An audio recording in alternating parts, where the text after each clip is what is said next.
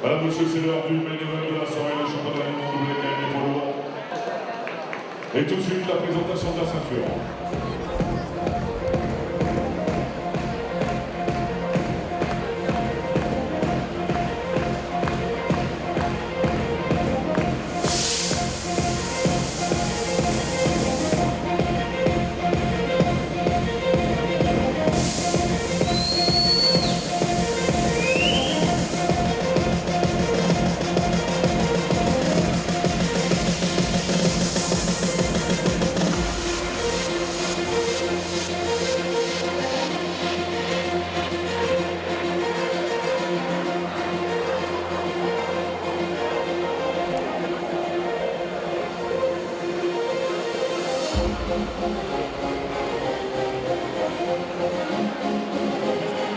Est-ce que vous êtes toujours là? Vous savez, c'est un champion d'exception qui va nous rejoindre dans quelques instants pour ce championnat du monde WKM, cette ceinture qui lui manque.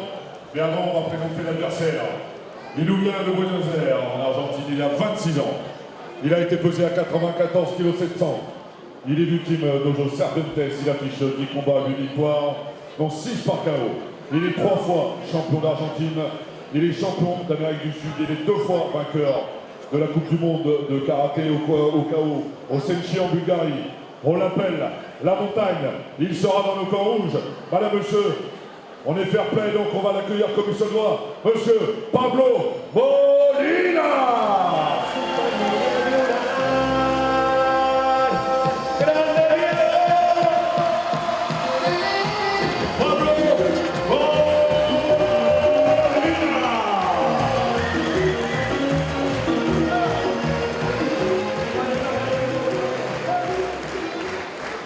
Son adversaire, vous le connaissez tous, donc je vais vous demander de vous lever. On va baisser un peu la lumière. On va allumer les portables au maximum, s'il vous plaît. On va lui faire une ambiance exceptionnelle qui s'en souvienne tout au long de sa carrière. Allez, je vois les portables de partout. Allez! C'est son grand retour à la maison. Il lui manque une ceinture et c'est celle-là. Allez, soyez généreux dans les lumières. Je veux voir des portables de partout, sinon il ne gagnera pas. On va lui donner de la force. Il est derrière le rideau, il nous entend. Vous êtes toujours là! Il nous vient d'Agda, il a 37 ans, il a été pesé à 110 kg. Il est de la team Cabecea, il affiche 85 combats, 76 victoires, dont 34 par KO. Il a été champion de France Pro, champion d'Europe WKN, champion intercontinental WKN, champion du monde ISK, champion du monde WACO.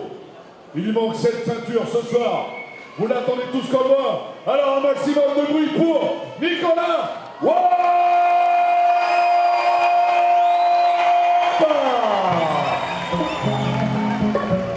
On va bien, faut pas t'inquiéter.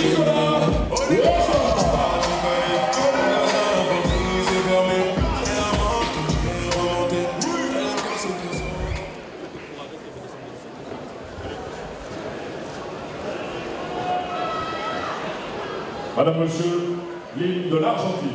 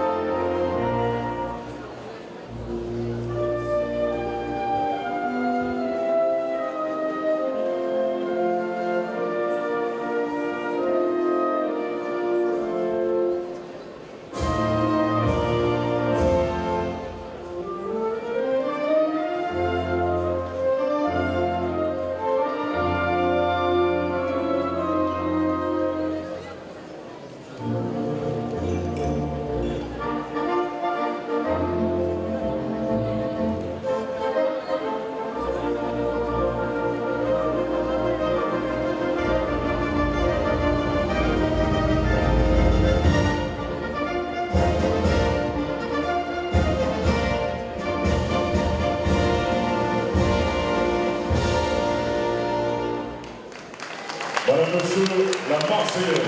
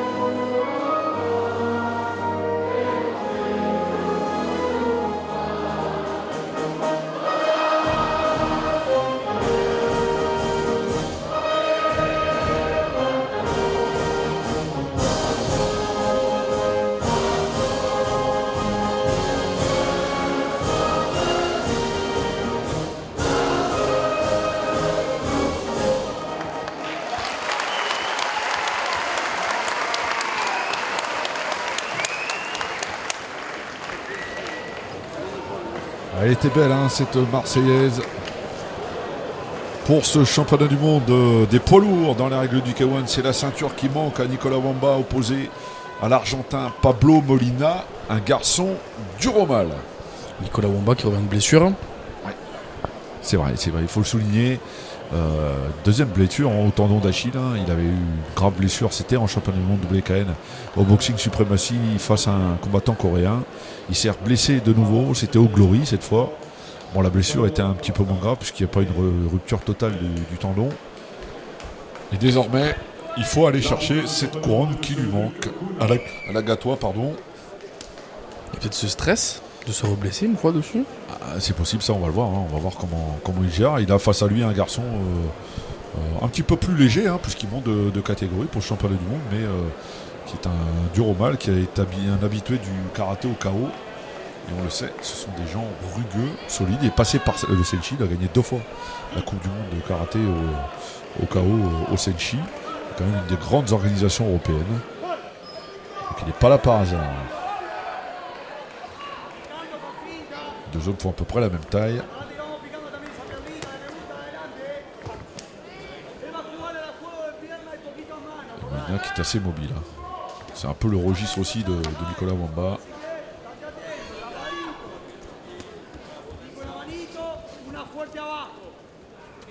Nicolas Wamba qui essaie directement de cadrer. Ouais, mais bon, là c'est pareil, il a une expérience incroyable.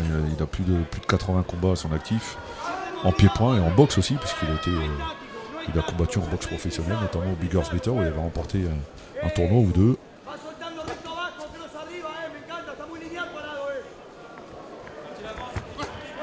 Attention, hein, ces crochets moitié uppercut, hein, du boxeur argentin. Oui, le crochet. Ouais. Le crochet. Qui contre bien au visage. Il faut noter, hein, l'effort fourni qui a été concédé par Aurélien Kramak, qui a accepté de faire venir le boxeur argentin 4 jours avant, puisqu'il est arrivé le mardi, on est samedi, pour le laisser récupérer de son voyage et surtout digérer le décalage horaire. Voilà, ça fait partie aussi de la méthodologie d'Aurélien Kramak, de mettre les champions dans les meilleures dispositions possibles pour qu'ils puissent produire, donner le meilleur d'eux-mêmes. Pour l'instant, il marque ses points, hein, Nicolas Wamba, notamment en zone basse.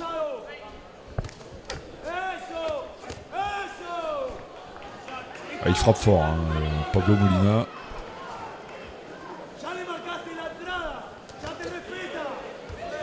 Pas impressionné du tout par le palmarès de son adversaire. Nicolas Wamba qui cherche à mettre des crochets, surtout, j'ai l'impression. Ouais, il travaille avec ses points, oui, bien sûr. Et Molina, lui, on l'appelle la montagne. Il avance beaucoup. Ouais, il avance et il travaille bien en zone basse, hein. Une belle série là des 2 mains de Nicolas Wamba. On se neutralise assez, hein, finalement dans ses premières reprises.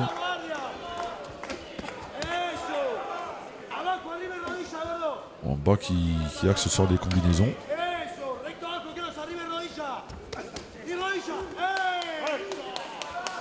Allez, des accrochages. Ça, ce sont des choses qui arrivent, hein, chez les poids lourds. Je ne vais pas dire que c'est souvent, mais c'est assez commun.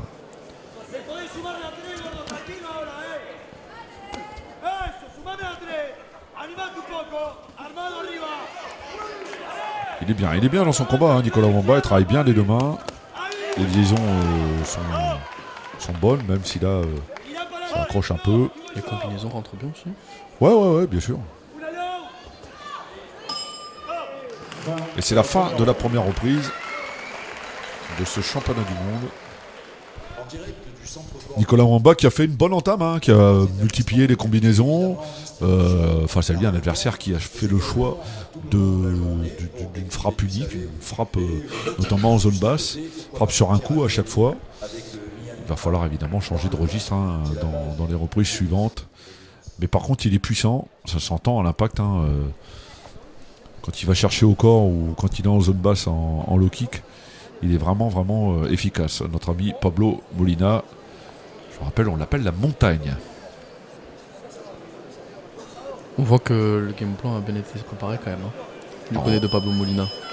Même on ne sait pas, ça va se savoir sur le long terme. Hein. De toute façon, pour l'instant, on est à la première reprise. On a échangé, je pense que chacun a pris ses marques.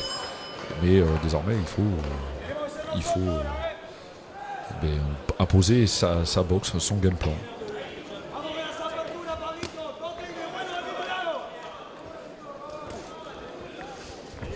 Wamba qui se fait surprendre là, sur les techniques de poing. Voilà, on est déjà plus dans le même registre que dans la première reprise, parce que maintenant il enchaîne désormais Pablo Molina.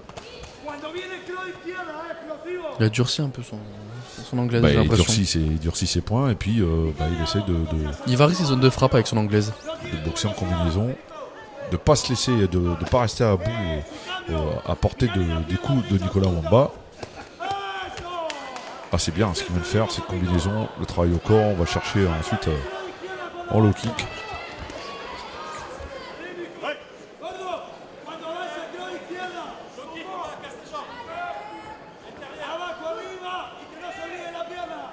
Boxeur sud-américain du Serpentes Bosch, du nom de Christian Bosch, boxeur argentin qui était fantastique, qui était un guerrier redoutable, qui avait offert un combat dantesque face à un Français, Corentin Jalon, puisque Corentin avait été compté 2 fois ou 3 fois et il avait renversé la vapeur dans un match dont on parle encore en Argentine. C'était un champion du monde, déjà WKN à l'époque, et ça avait fait énormément de bruit. Pablo Molina qui cherche à cadrer très clairement en fait. Ouais, il cadre bien pour l'instant, il pose problème. Nicolas Wamba qui est obligé de s'accrocher un petit peu, de s'approcher à distance.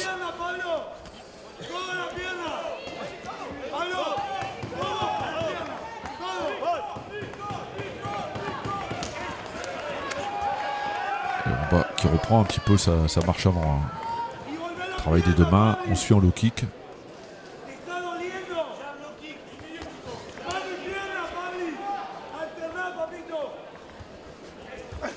Et la boxe part pas comme d'habitude, côté français. Voilà, ça c'est des choses par exemple qui n'arrivent pas parce qu'il a vraiment sa force, c'est un coup d'œil. Là il cherche plus l'épreuve de force, Nicolas Wamba. Combattant Glory, excusez du peu, parce qu'il est revenu au Glory il y a quelques mois. C'était mal passé, évidemment. Parce que c'est son tendon d'Achille qui l'avait trahi, une fois de plus. Pablo Molina qui ne lâche pas en fait. Non, mais il a raison. Il le suit. Voilà, et en plus, il est efficace dans ses techniques. Non, il est vraiment précis dans ce qu'il fait.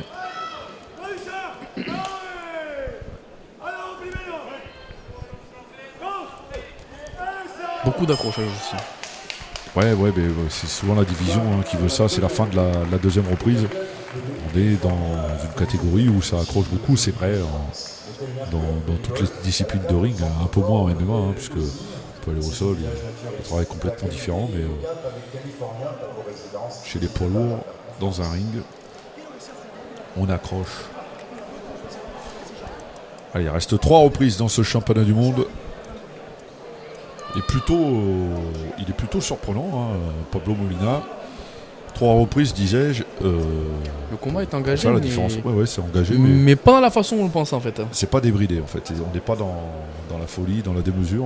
Il y a de la réflexion des 2 côtés dans ce qui est fait. Boxeur au centre pour la 3e reprise. Après, il reste quand même 3 reprises, donc bon. Ouais. 9 minutes pour Nicolas Wamba. 9 minutes d'un sacre possible. Mais il a face à lui un garçon qui n'a pas l'intention de lui faire de cadeau, loin de là.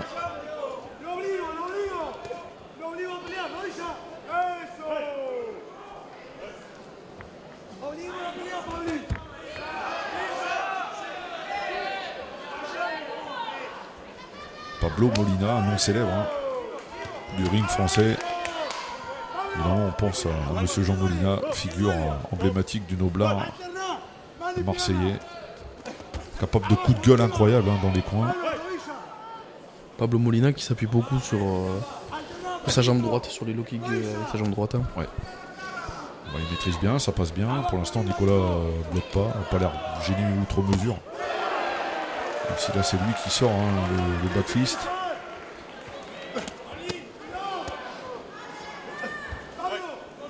Nicolas essaie de faire un enchaînement 1-2 avec un genou à la fin à chaque fois. C'est ça. Là, il faut varier un peu plus le travail parce que pour l'instant, les coups les plus nets, les plus précis sont à mettre au crédit de l'Argentin. Comme sur ce low kick. Il va vraiment chercher. Il insiste en fait sur ce low kick. Ouais. Il va chercher au niveau de l'articulation le calf kick qui plaît tant maintenant aux jeunes combattants qui l'utilisent bien.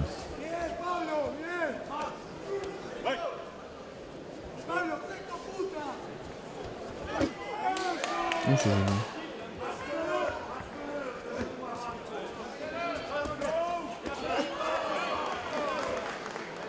beaucoup de combinaisons, de variations de frappe. Ouais.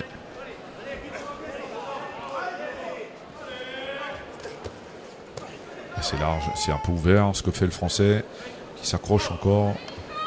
Intervention de Luguna, l'arbitre de ce championnat du monde, arbitre d'expérience.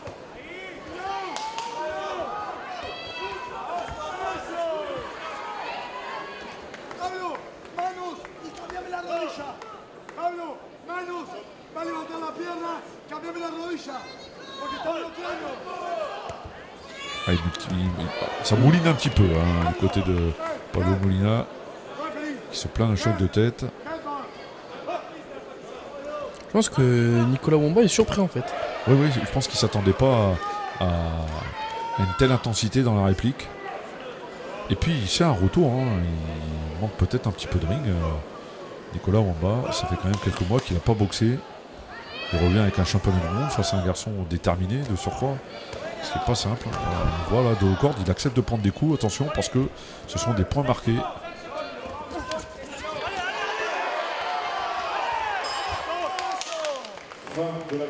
Nicolas qui essaie de remiser. C'est la fin de la troisième reprise. On le sent un peu amoindri sur ses appuis, le Français. Il restera 2 reprises pour faire la différence. Je pense qu'il est bien dans son combat, l'Argentin. Je suis d'accord avec toi. Honnêtement, je sais pas. Comme je t'ai dit au début tout à l'heure, c'est pas, je pense, qu'on pense au début. Non, c'est clair que la différence de poids, puisqu'il a été pesé à 94 kg et des poussières, Nicolas accuse un poids de 110 kg, on pensait que ça allait se faire sentir rapidement. Pas du tout, absolument pas. Il est vraiment bien dans son combat, bien dans sa distance. Il fait les choses qu'il fait. Et il les fait bien. Il a encore une fois le déplacement. Ce déplacement. Et puis même il suit vachement Nicolas Wamba. Mais il ne le lâche pas. Il accepte de se mettre dos au corps en fait. Et il le presse, tout simplement. Il se met à sa distance à lui pour placer son efficacité. Allez, c'est la 4e et avant-dernière reprise de ce championnat du monde. Nicolas Wamba face à Pablo Molina. Nicolas Wamba qui va devoir accélérer, je pense. Je pense aussi,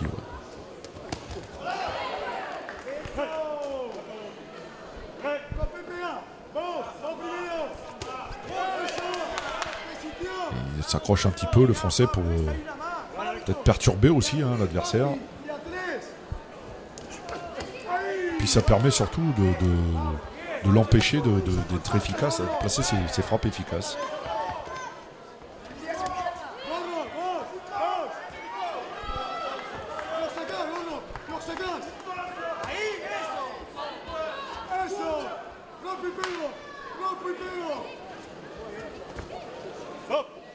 Wamba, c'est intelligent ce qu'il fait parce qu'il use un peu l'adversaire comme ça en temporisant au maximum. Je pense qu'il y a quand même une différence de force entre les deux par rapport au poids. C'est là où le poids se fait sentir. Alors de force, je pense pas, mais c'est là où sur les phases de corps à corps comme ça, quand on accroche, attention, ce coup de genou, tient un petit peu la jambe, Nicolas Wamba s'en sort bien.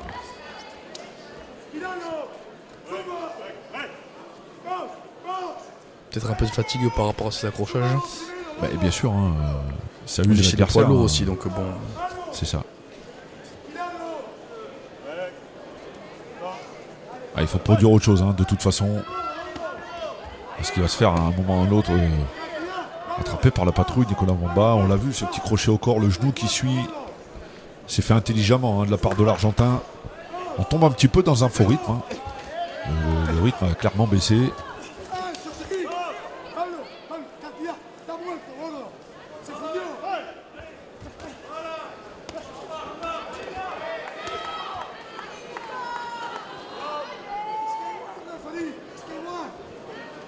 Allez Nico, il faut se remettre, allonger les segments. Alors c'est vrai que c'est compliqué parce que quand il se met à distance, il s'expose aux frappes de l'Argentin. C'est aussi simple que ça. Attention. Alors là c'est le métier parce que la jambe qui saisit comme ça, le gant qui traîne. Et il retourne une deuxième fois. On l'a jamais vu faire des choses comme ça, Nicolas Wamba. On a vraiment un Pablo Molina qui suit. Qui répond physiquement. Alors c'est vrai que sur une phase comme on vient de voir, c'est un peu plus compliqué pour lui parce que l'adversaire est plus lourd, fait parler le poids, mais à distance c'est vraiment autre chose.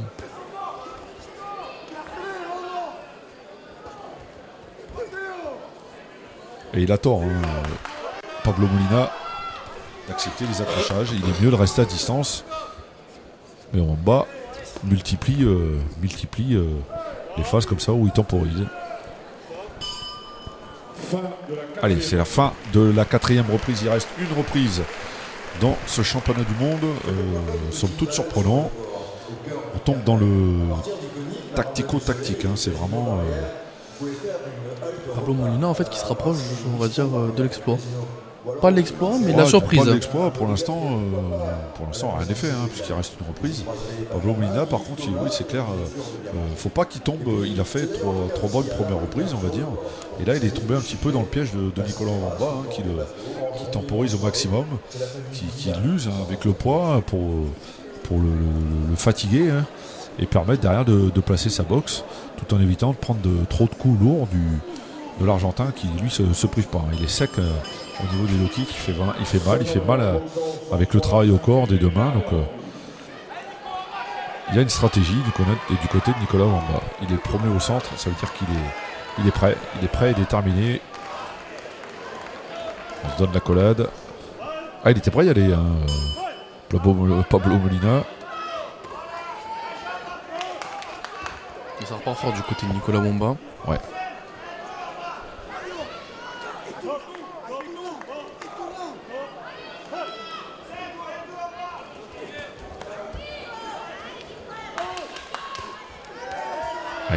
Dès qu'il est à distance, il fait vraiment mal.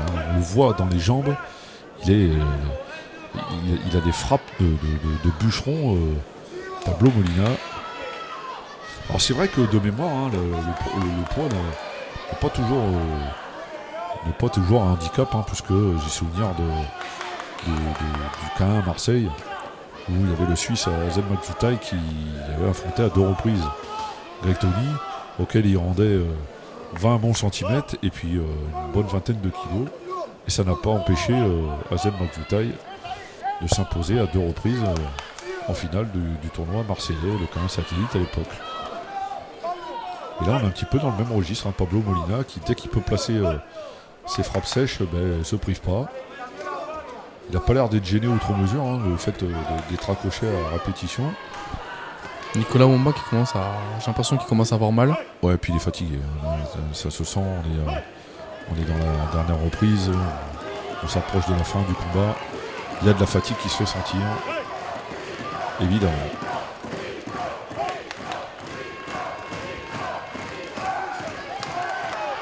Il tente le backfist. Il la réplique et c'est fait en low kick. Il est moins en jambes que d'habitude, Nicolas Wamba. On le sait, il aime bien imprimer son rythme, il est capable de marquer ses points comme ça et tout. On l'avait vu face aux Coréens, pas très loin d'ici, à Alès.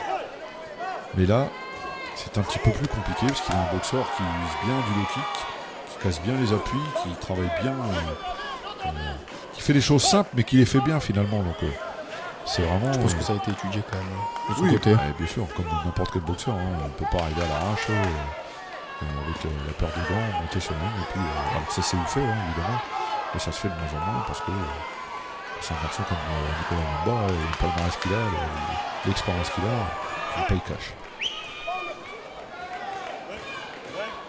Intervention de Luguna. Je crois qu'on rentre dans la dernière minute. Ouais. Allez, le time. On va laisser Nicolas récupérer.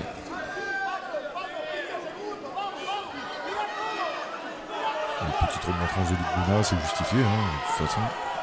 Même si le match, il est quand même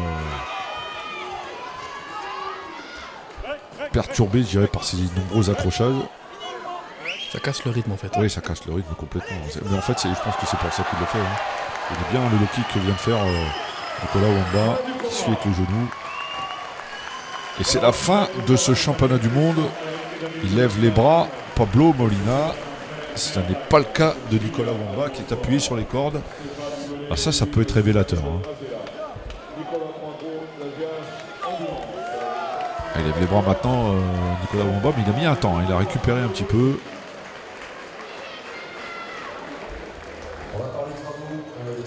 On salue les coins. Vous pouvez faire confiance à différents corps de métier, tube laser 34 pour des gardes. On n'a pas senti la meilleure version de Nicolas Wamba. Non, c'est clair, on l'a pas vu. Non. Je suis d'accord avec toi, je pense qu'il y a un manque de ring assez flagrant, hein, qui se fait sentir. C'est de la fatigue avec l'âge et tout. Qui l'a contraint, mais tout simplement à temporiser, comme on l'a vu, hein, tout au long du combat. Et désormais, il faut attendre le verdict. Mais c'est loin d'être gagné, hein, pour le Français. Et je pense sincèrement, si j'avais jugé le combat, je pense même qu'il serait derrière. Mais bon, n'étant pas juge, on va attendre la décision officielle. Il a le drapeau argentin sur les épaules, notre ami Pablo Molina. Et il y croit. Ouais, mais il y croit. Je pense qu'il est dans le vrai, hein, parce que... il n'a pas été ridicule en fait sur absolument pas. Le long terme du combat en fait. Pas du tout. Il a été entreprenant, il a su faire mal aussi, hein, user son adversaire. Donc on va attendre quand même la décision officielle. Alors qui de Pablo Molina ou de Nicolas Wamba va prendre ce titre de champion du monde WKN des plus de 96 kg 600 dans les règles du K1?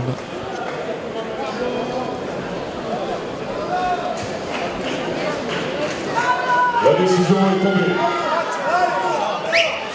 Pour le juge 1, 49-46, le juge 2, 48-47, le juge 3, 48-47. Et donc déclaré vainqueur de ce combat et champion du monde WKN. Dans le coin rouge, Pablo. Et c'est Pablo Molina qui logiquement pour moi s'impose, hein, et qui prend le titre de champion du monde WKN. C'est la stupeur ici à Agde. On est surpris, hein, côté Wamba. Pas vraiment. Hein. Il n'y a pas de...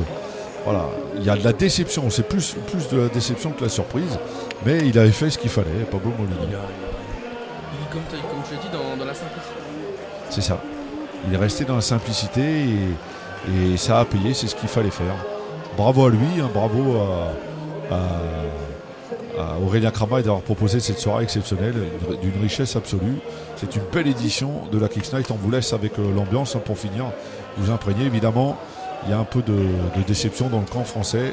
Cette ceinture-là, on la voulait, mais on a vu un Nicolas en bas, pas amoindri, mais voilà, un peu rouillé, qui manquait de rythme. Allez, merci à tous.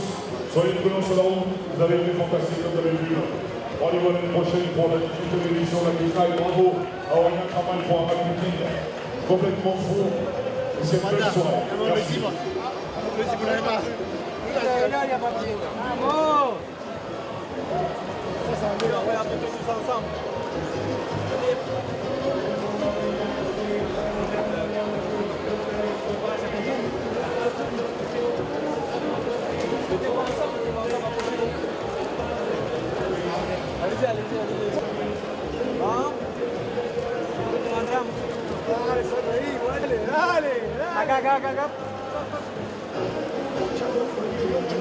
Nico.